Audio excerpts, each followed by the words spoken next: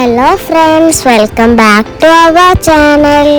ഇന്നത്തെ നമ്മുടെ റെസിപ്പി എന്ന് പറയുന്നത് ചോറിനും ചപ്പാത്തിക്കും ഒക്കെ തന്നെ ഒരുപോലെ കഴിക്കാൻ പറ്റുന്ന നല്ലൊരു കൂർക്ക റോസ്റ്റാണ്. ഇപ്പോൾ കൂർക്ക സീസണാണ്, അപ്പോൾ അതുകൊണ്ട് തന്നെ എല്ലാവർക്കും കൂർക്ക ഈസിലി അവൈലബിൾ ആണ്.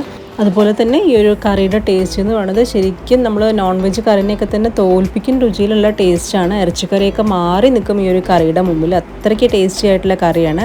അപ്പോൾ വെജിറ്റേറിയൻസിനൊക്കെ വളരെ യൂസ്ഫുൾ ആയിട്ടുള്ള ഒരു റെസിപ്പി കൂടിയാണിത്. അപ്പോൾ നല്ല ടേസ്റ്റി ആയിട്ടുള്ള ഈ ഒരു കൂർക്ക റോസ്റ്റ് നമുക്ക് എങ്ങനെയാണ് ഉണ്ടാക്കുന്നതെന്നൊന്ന് കണ്ടു നോക്കാം.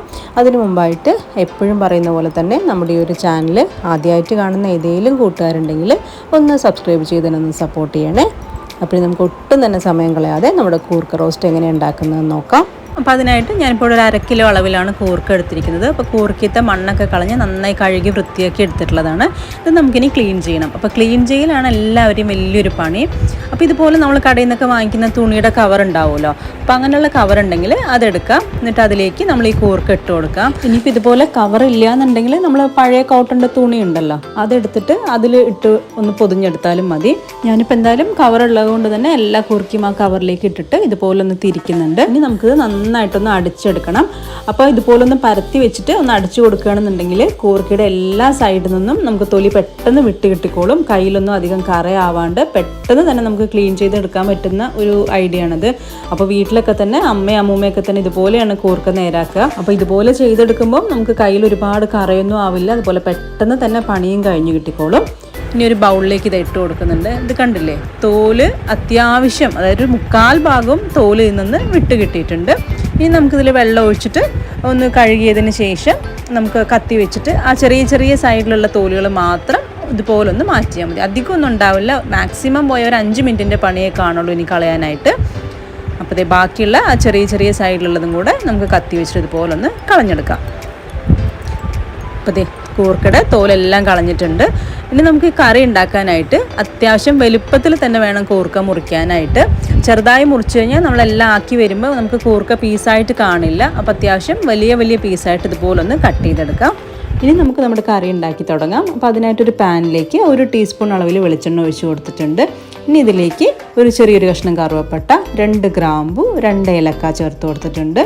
ഇനി ഇതൊന്ന് മൂത്ത് വരുമ്പം നമുക്കിനി ഇതിലേക്ക് ഒരു 1/2 കപ്പ് അളവിൽ ചെറിയുള്ളി നീളത്തിൽ മുറിച്ചതും ഒരു സവോളയുടെ പകുതി മുറിച്ചതും കൂടെ ഇട്ട് കൊടുക്കുന്നുണ്ട്. കൂടെ തന്നെ എരിവിന് ആവശ്യമായിട്ടുള്ള 2 പച്ചമുളകും കൂടെ ചേർത്ത് കൊടുക്കുന്നുണ്ട്. ഇനി ഇത് നമുക്ക് നന്നായിട്ടൊന്ന് വഴറ്റിയെടുക്കണം. അപ്പോൾ ഉള്ളി എടുക്കുമ്പോൾ നമുക്ക് ചെറിയുള്ളി വെച്ച് മാത്രം വേണമെങ്കിലും ചെയ്യാം. അങ്ങനെയാകുമ്പം 1 കപ്പ് ചെറിയുള്ളി എടുത്തിരുന്നാൽ മതി. അപ്പോൾ ഈ വഴറ്റുന്ന സമയത്ത് ഇതിലേക്ക് ഇപ്പം തന്നെ ഉപ്പ് ചേർക്കുകയാണെന്നുണ്ടെങ്കിൽ പെട്ടെന്ന് തന്നെ നമ്മുടെ ഉള്ളി വഴന്ന് കിട്ടിക്കോളും. അപ്പോൾ ഞാൻ ആവശ്യത്തിനുള്ള ഉപ്പും കൂടി ഈ ഒരു സമയത്ത് ചേർക്കണം. ഇനി നമ്മുടെ ഉള്ളി ഒന്ന് വഴന്ന് തുടങ്ങുമ്പം ഇതിലേക്ക് 1 ടേബിൾ സ്പൂൺ അളവിൽ ഇഞ്ചിയും വെളുത്തുള്ളിയും പേസ്റ്റും കൂടെ ചേർത്ത് കൊടുക്കുന്നുണ്ട്. പേസ്റ്റായിട്ട് കയ്യിൽ ഇല്ലയെന്നുണ്ടെങ്കിൽ ചെറിയ പീസായിട്ട് മുറിച്ച് കൊടുത്തിട്ട് കൊടുത്താലും മതി. ഇനിയിപ്പോൾ അതും കൂടിയിട്ട് നല്ലൊരു ഗോൾഡൻ ബ്രൗൺ ആകുന്നത് വരെ ഒന്ന് വഴറ്റിയെടുക്കുന്നുണ്ട്. അപ്പോൾ നല്ലൊരു ഗോൾഡൻ ബ്രൗൺ ആയി വന്നിട്ടുണ്ട്. ഇനി നമുക്കിതിലേക്ക് പൊടികൾ ചേർക്കാം. അപ്പോൾ ആദ്യം 1 ടീസ്പൂൺ അളവിൽ മല്ലിപ്പൊടിയാണ് ചേർത്ത് കൊടുത്തിരിക്കുന്നത്. കൂടെ തന്നെ ഒരു 1/4 ടീസ്പൂൺ അളവിൽ മഞ്ഞൾപ്പൊടിയും 1 ടീസ്പൂൺ അളവിൽ മുളക് പൊടിയും ചേർത്തിട്ടുണ്ട്. ഇനി ഇതിലേക്ക് ഒരു 1/2 ടീസ്പൂൺ കുരുമുളക് പൊടിച്ചതും ഒരു 1/2 ടീസ്പൂൺ അളവിൽ ഗരം മസാല പൊടിച്ചതും ഒരു 1/4 ടീസ്പൂൺ പെരുംജീരകം പൊടിച്ചതും കൂടിയാണ് ചേർത്ത് കൊടുക്കുന്നത്. അപ്പോൾ ഇത്രയാണ് നമ്മൾ പൊടികളായിട്ട് ചേർക്കുന്നത്. ഇനി ഇതിൻ്റെ പൊടികളുടെയൊക്കെ പച്ചമണം മാറുന്നവരെ നന്നായിട്ട് ഇതുപോലൊന്ന് വഴറ്റിയെടുക്കാം. പൊടികളുടെ പച്ചമണം മാറിക്കഴിയുമ്പം ഒരു തക്കാളി ഇതുപോലെ ചെറുതായി മുറിച്ചതും കൂടെ ഇട്ട് നമുക്ക് നന്നായിട്ടൊന്ന് കുക്ക് ചെയ്തെടുക്കണം. അപ്പോൾ തക്കാളി നന്നായിട്ട് ഉടഞ്ഞ് കിട്ടണം, അത്ര നേരം നമ്മൾ കുക്ക് ചെയ്യണം. അപ്പോൾ അടച്ചു വെച്ചിട്ട് ഒരു മീഡിയം ഫ്ലെയിമിൽ 2 മിനിറ്റ് വെക്കുകയാണെങ്കിൽ തക്കാളി പെട്ടെന്ന് തന്നെ നല്ലോണം ഉടഞ്ഞ് കിട്ടിക്കോളും.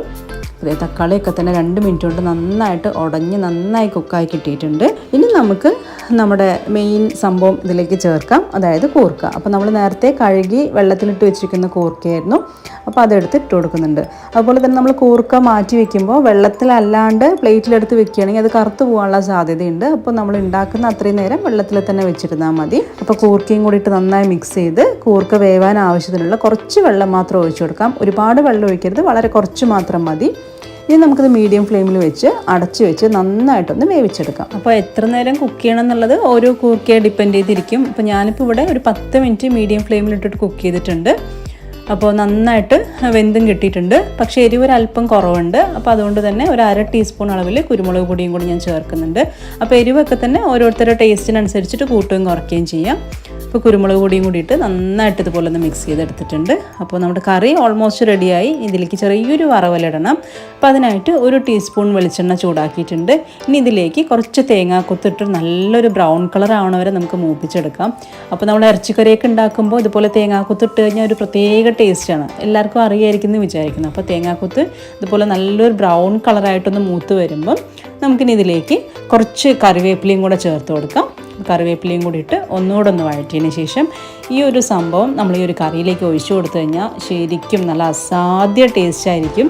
ഒന്ന് ട്രൈ ചെയ്ത് നോക്കിയാൽ ശരിക്കും മനസ്സിലാവും. അപ്പോൾ ഞാനിപ്പോൾ എന്തായാലും തേങ്ങാക്കൊത്തും ഇതും കൂടെ അതിലേക്ക് ഇട്ട് ഇതുപോലെ നന്നായിട്ടൊന്ന് മിക്സ് ചെയ്തെടുത്തിട്ടുണ്ട്. ശരിക്കും നമ്മൾ ഇറച്ചിക്കറിയൊക്കെ ശരിക്കും മാറി നിൽക്കും. ചിക്കൻ കറിയും ബീഫ് കറിയും ഒന്നും ഇതിൻ്റെ മുമ്പിൽ ഒന്നുമല്ല. അത്രയ്ക്ക് മാത്രം ടേസ്റ്റി ആയിട്ടുള്ളൊരു കറിയാണിത്. അങ്ങനെ നല്ല കിഡിലും ടേസ്റ്റിലുള്ള നമ്മുടെ കൂർക്ക റോസ്റ്റ് ഇവിടെ റെഡി ആയിട്ടുണ്ട്. ഉണ്ടാക്കാനും വളരെ എളുപ്പമല്ലേ, നല്ല ടേസ്റ്റി ആയിട്ടുള്ളൊരു കറിയുമാണിത്. നമുക്ക് ചോറിൻ്റെ കൂടെ ആണെങ്കിലും ചപ്പാത്തിയുടെ കൂടെ ആണെങ്കിലും ഗീ റൈസിൻ്റെ കൂടെ ആണെങ്കിലും ഒക്കെ നല്ലൊരു കോമ്പിനേഷനാണ് ഈ ഒരു കൂർക്ക റോസ്റ്റ്. ആ ഒരു തേങ്ങാക്കൊത്തൊക്കെ തന്നെ മൂപ്പിച്ചിട്ടത് കൊണ്ട് ശരിക്കും ഒരു സ്പെഷ്യൽ ടേസ്റ്റ് തന്നെയാണ് ഈ ഒരു കറി കഴിക്കുമ്പോൾ നമുക്ക് ഉണ്ടാവുക. അപ്പോൾ എന്തായാലും ഇതുപോലെ കൂർക്ക ഉണ്ടാക്കി നോക്കാത്തവരുണ്ടെങ്കിൽ തീർച്ചയായും ട്രൈ ചെയ്ത് നോക്കുക.